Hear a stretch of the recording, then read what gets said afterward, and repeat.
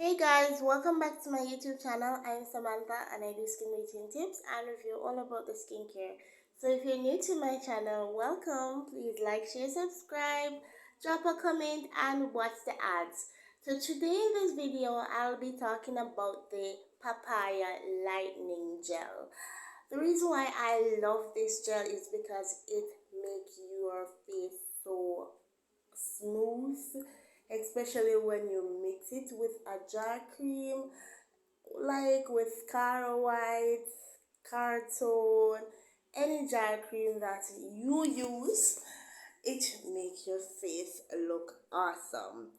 And for this papaya lightening gel, I am telling you, I love this gel because the smell alone, especially Cara White, have this sweet smell. But if you add this extra papaya gel in your cream, I don't think it just make it smells good, and it helps to reduce from somebody smelling that you are lightening your skin or bleaching your skin, anything you want to call it. Boy, but may I tell you, I love this papaya gel. You understand? Yeah. It helps to reduce dark spots and brighten skin tone without irritation. So you're not going to use a whole lot on your face if you cannot manage. You understand? If you're going to use one or two in your cream, let it be, that's it. Alright? If you're going to use more than that, you know you have to add oils, more oils to your cream so you do not get stretch marks.